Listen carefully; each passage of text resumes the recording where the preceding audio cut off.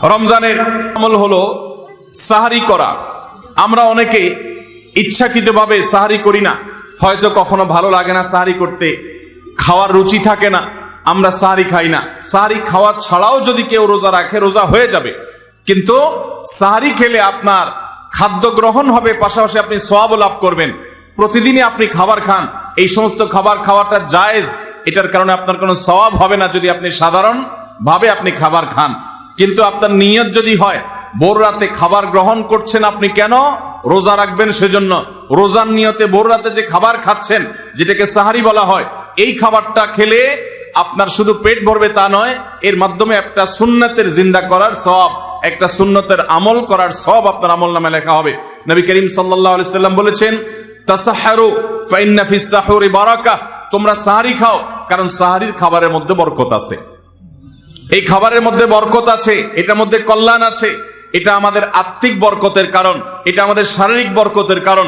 এই জন্য রমজান মাসে আমাদেরকে সাহারি খেতে হবে যথাসম্ভব। পেট ভরে খাওয়া কোনো জরুরি না, কিছু একটা মুখে দেন সাহারির নিয়তে, আপনি সওয়াব পেয়ে যাবেন। সাহারিটা শেষের দিকে খাওয়া। এখনো অনেক মুরব্বীরা আছেন গ্রামাঞ্চলে, তারা মাঝরাতে সাহারি খেয়ে ফেলেন, 12টা-1টার দিকে সাহারি খেয়ে ফেলেন। সাহারি খাওয়ার জন্য সবচেয়ে উত্তম সময় হলো রাতের শেষ প্রহরের একেবারে শেষের দিকে। নবী করিম সাল্লাল্লাহু আলাইহি ওয়াসাল্লাম তিনি রমজানের রোজার জন্য সাহারি খেতেন, সাধারণ রোজার জন্য সাহারি খেতেন এত দেরি করে যে তার সাহারি খাওয়া শেষ হলে ফজরের ওয়াক্ত এবং ফজরের আজানের ওয়াক্ত শুরু হওয়ার আগে মাঝখানে 50টা আয়াত তেলাওয়াত করার মতো গ্যাপ তিনি রাখতেন। তার মানে তার সাহারি খাওয়া শেষ আর ফজরের ওয়াক্ত শুরু, এই দুইয়ের মধ্যে 50টা আয়াত তেলাওয়াত করার মতো সময় তিনি রাখতেন। তার মানে আনুমানিক 20-25 মিনিট সময়, এতটুকু গ্যাপ তিনি রাখতেন তার সাহারি খাওয়ার পর। অতএব সাহারি শেষ সময় খাওয়া সুন্নত। এর মানে আবার এটা না যে মুয়াজ্জিনে আজান দিতে থাকবে ততক্ষণ পর্যন্ত, বা আজানের 10-20 সেকেন্ড আগ পর্যন্ত খেতে থাকবো, এটা সুন্নাহ নয়।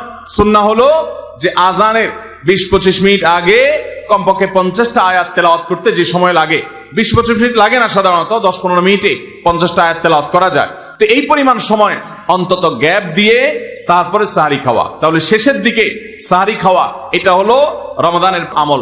আমরা অনেকে শেষের দিকে সাহারি খাই না, অনেক আগে খাই, একটু শেষের দিকে খাওয়াটা হলো সুন্নাত। নবী করিম সাল্লাল্লাহু আলাইহি সাল্লাম বলেছেন, এই উম্মত মুসলমান জাতি ততদিন কল্যাণের মধ্যে থাকবে, তারা কল্যাণের উপরে প্রতিষ্ঠিত থাকবে যতদিন তারা সাহারি বিলম্ব করে খাবে, দেরিতে খাবে, শেষের দিকে খাবে। সাহারিতে আপনার খেজুর খাওয়া সুন্নাত।